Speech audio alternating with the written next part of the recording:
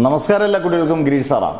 +1 improvement എഴുതുന്ന കുട്ടികൾക്കും അതുപോലെ തന്നെ സേ എഴുതുന്ന കുട്ടികൾക്കും എന്തായാലും ഈ വർഷം 2026 നിങ്ങളെ സംബന്ധിച്ച് എനിക്ക് തോന്നുന്നത് ഒരു ഭാഗ്യവർഷം തന്നെയാണ്. കാരണം കഴിഞ്ഞൊരു 2-3 കൊല്ലമായിട്ട് ഇംപ്രൂവ്മെൻ്റ് എക്സാം ഗവൺമെൻറ് പൂർണ്ണമായും സെപ്റ്റംബർ ഒക്ടോബറിലായിരുന്നു നടത്തിക്കൊണ്ടിരുന്നത്. അത് പൂർണ്ണമായും നിർത്തുകയും പിന്നീട് മാർച്ചിലാക്കുകയും ചെയ്തു. മാർച്ചിലാക്കിയപ്പം ഈ പ്രത്യേകത എന്ന് പറഞ്ഞാൽ മാർച്ചിൽ +1 എഴുതണം, +2 എഴുതണം, ആകെ കുഴഞ്ഞു മറിഞ്ഞ് കുട്ടികളെല്ലാം ഭയങ്കരമായിട്ട് തൂക്കുക.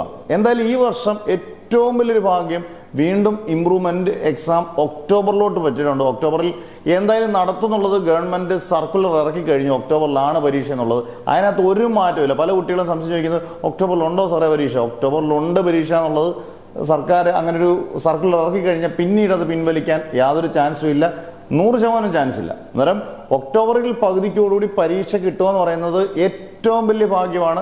+1 ഇംപ്രൂവ്മെന്റ് 1.5 ലക്ഷത്തിൽ കൂടുതൽ കുട്ടികൾ തോറ്റ +1 റെഗുലറായിട്ടുള്ള കുട്ടികൾ തോറ്റവർക്കും സേ കുട്ടികൾക്ക് ഇതൊരു വലിയ അനുഗ്രഹമാണ്. കാരണം ഇത് ഒക്ടോബറിൽ ഒരു വിഷയം മുതൽ 3 വിഷയം വരെ നമുക്ക് തോറ്റവർക്ക് എഴുതിയെടുക്കാനുള്ള ഒരു പെട്ടെന്ന് തന്നെ ഒക്ടോബറിൽ തന്നെ എഴുതിയെടുക്കാം. നവംബറിൽ റിസൾട്ട് വരും. നമുക്ക് ആശ്വാസമാണ്. അത്യാവശ്യം തോറ്റ കുട്ടികളാണെങ്കിൽ ഡബിൾ പാസ് മാർക്കോ നല്ല മാർക്കോ മേടിച്ചാൽ സെക്കൻഡ് ഇയർ അറ്റൻഡ് ചെയ്യണം എന്നുള്ള റൂളുണ്ട്. അത് മതി. ഇനി +1 റെഗുലറായിട്ടുള്ള കുട്ടികൾക്കും ഇതൊരു വലിയൊരു ആശ്വാസമാണ്. കാരണം +1 റെഗുലറായിട്ടുള്ള കുട്ടികൾക്ക് ഈ പറഞ്ഞ പോലെ 3 വിഷയങ്ങൾ പ്രതീക്ഷിച്ച മാർക്ക് ഒന്നും കിട്ടിയില്ലെങ്കിൽ ഈ ഒരു 2 മാസം നല്ലപോലെ ഒന്ന് കഷ്ടപ്പെട്ട് കഴിഞ്ഞാൽ മാക്സിമം മാർക്ക് മേടിച്ചാൽ +1 +2 കൂട്ടി അവർക്ക് അടിപൊളി മാർക്ക് മേടിക്കാം. ഇനി ഉഴപ്പില്ലെങ്കിൽ അന്നേരം ഈ 2 കൂട്ടരെ സംബന്ധിച്ചുള്ള ഇതൊരു ലോട്ടറി എന്നല്ല, ഒരു ബമ്പർ ലോട്ടറി തന്നെയാണെന്ന് ഞാൻ പറയും. കാരണം ചാൻസുകൾ എപ്പോഴും വളരെ കുറവാണ് കിട്ടുന്നത്.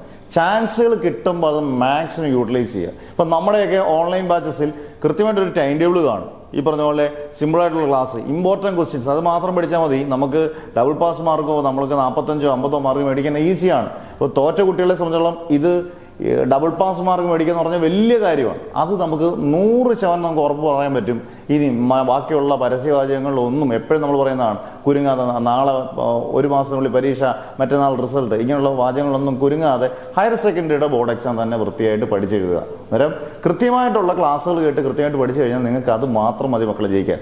കാരണം ഇത്രയും കുട്ടികൾ ഫെയിലായിട്ടുണ്ടെങ്കിൽ ഉറപ്പായിട്ടും നല്ല ക്ലാസ്സുകൾ കേട്ട് പഠിച്ചു കഴിഞ്ഞാൽ ഒരാൾ പോലും കേരളത്തിൽ ഫെയിൽ ആകത്തില്ലെന്ന് ഉറപ്പാണ്. അന്നേരം നല്ല ക്ലാസ്സിലായിട്ട് പഠിപ്പിക്കാൻ നമ്മുടെ എല്ലാ ദിവസവും പുത്തൻ ബാച്ചസ് ഉണ്ട്. നിങ്ങൾക്ക് ചേരാൻ നിങ്ങളുടെ പേര്, ഡിസ്ട്രിക്ട്, വാട്സപ്പ് നമ്പർ, ഏതൊക്കെ സബ്ജക്റ്റ് ആണെന്നിട്ടേക്കുക. ഡീറ്റെയിൽസ് പറഞ്ഞുതരാം. Never ever give up.